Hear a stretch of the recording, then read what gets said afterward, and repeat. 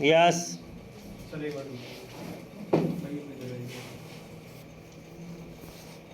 Start. महोदय, राष्ट्रपति ने अपने भाषण में राजभाषा आयोग की रिपोर्ट के संबंध में कहा है कि हम सदस्यों की राय लेकर भाषा संबंधी कोई नीति घोषित करेंगे। मैं समझता हूँ कि भाषा का प्रश्न इतना जटिल नहीं था जितना कि उसको बना दिया गया है।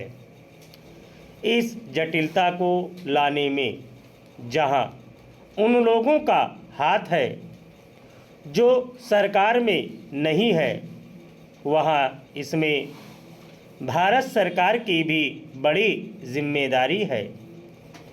मुझे वह दिन याद है जब मैं छोटा था और देश गुलाम था। उस वक्त महात्मा गांधी हिंदी के संबंध में चर्चा करते थे और उनकी कृपा के फलस्वरूप और उनके प्रयास के फलस्वरूप सभी प्रांतों में हिंदी की सभाएं खोली गई और वहाँ हिंदी का प्रचार किया गया।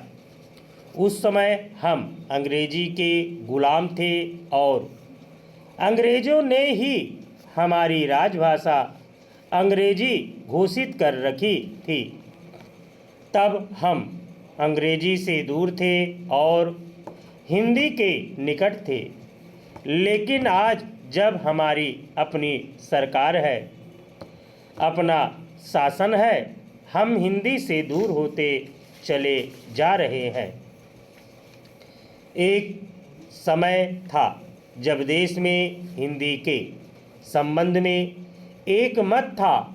जब देश स्वतंत्र हुआ उस समय हिंदी के संबंध में घोषणा हो जानी चाहिए थी, लेकिन उस समय सरकार चुप हो गई। अब जो देर हो रही है, इससे भाषा संबंधी समस्याएं बढ़ती जा रही है। मैं नम्रता के साथ सदन के सदस्यों के सम्मुख यह निवेदन करना चाहूँगा कि कितनी विचित्र स्थिति है कि आज हमको अंग्रेजी भाषा का मोह पैदा हो रहा है। आज हिंदी देश की मुख्य भाषा है, इसमें कोई दो मत नहीं हो सकते।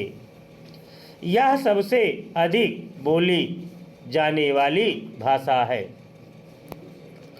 आज इसका विरोध बढ़ता जा रहा है।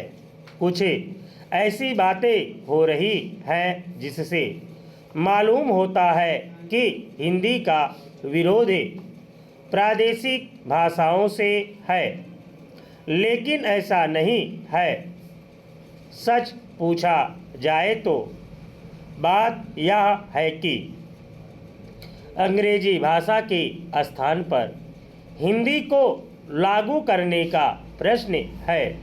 प्रांतों में काम प्रादेशिक भाषाओं में हो, किंतु केंद्र में तो हिंदी भाषाभाषियों को और कुछ जो अहिंदी भाषाभाषी लोग हैं उनको यह गलतफहमी हो रही है कि हिंदी वाले बलपूर्वक हिंदी को राजभाषा बनाना चाहते हैं, लेकिन इसमें कोई इस प्रकार का प्रश्न नहीं है।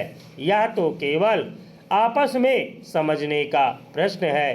किसी स्वतंत्र देश में ऐसा नहीं है। स्टॉप।